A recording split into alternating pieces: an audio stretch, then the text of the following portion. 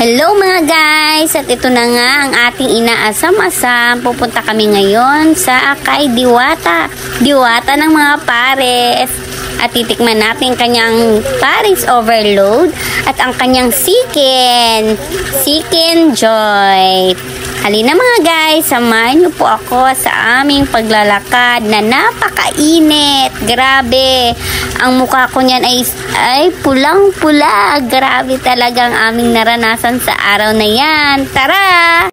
Eto na mga guys, malapit na kami sa parisan ni Diwata. Maraming nakapila mga guys ng mga sasakyan. Ang dami din naman kasing kumakain dito. Masarap kasi yung pares niya, sabi nila. Kaya ngayon, subukan natin.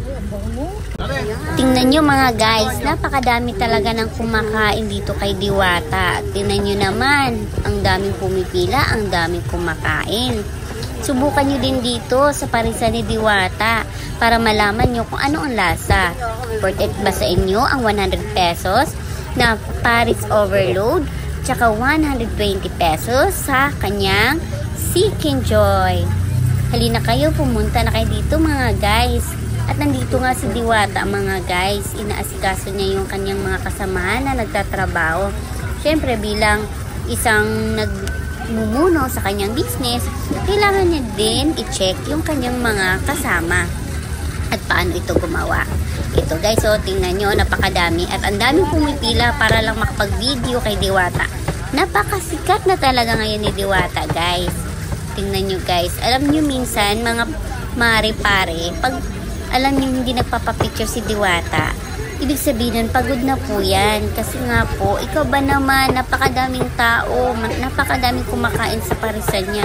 Napapagod din po yung tao. Hindi po tayo kalabaw, kundi tao lang po tayo na napapagod din. Tingnan nyo mga guys, tumutulong din po yan siya sa kanyang mga kasamahan. At ito na nga mga guys, nakapila na kami ng aking kasama. Gusto ko na talagang tikman yung pares ni Diwata na overload at chicken joy ni Diwata. Pumila tayo dito bago tayo dun pumasok sa loob. At pagpasok natin sa loob, may ibibigay po silang stub niyan para sa inyong mga pagkain. At ito na nga ang fried chicken at kanin. Syempre, di mawawala ang kanin at ang kanyang pares overload. Kain na mga guys. At finally mga guys, matitikman ko na talaga yung pares at chicken ni Diwata. Kain tayo mga guys. Tingnan nyo. At syempre, huwag kalimutang magdasal. Mag-thank you tayo kay Jesus sa kanyang mga biyayang ibinibigay sa atin. Unang subo para sa inyo mga guys. At syempre, titikman na natin yung kanyang pares overload. Yan guys, titikman ko na. Sarap. At syempre, may fried chicken pa ako dyan mga guys ha. Chicken pala, hindi fried chicken. Kasi papakita ko sa inyo mamaya kung gaano kalaki. Kung gaano kalaki ang chicken yan. Ang laki-laki mga guys. Sulit na sulit sa halagang 120 pesos. Only rice na, may soft drinks ka pa, only kanin ka pa. Ay naku, hindi ka na sasabi pa ng iba, kundi wow, sarap at lusog ka dito mga guys. Sulit na sulit sa halagang 120 pesos at sa 100 pesos na pares at saka chicken joy. Try nyo na mga guys. Tingnan nyo, sarap na sarap ako sa kain. Sinisimot pa talaga sa aking daliri.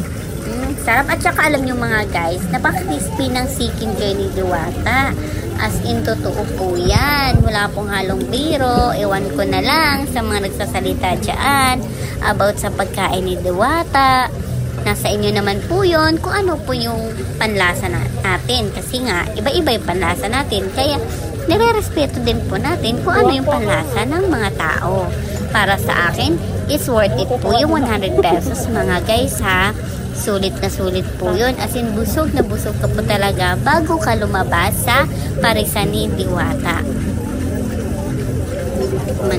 Tinikman ko na talaga yung pares ni Diwata. Masarap. Masarap po talaga yung kanyang pares. As in, sulit po talaga. Andi sabaw pa. Pag naubos yung sabaw mo, pwede kang humingi.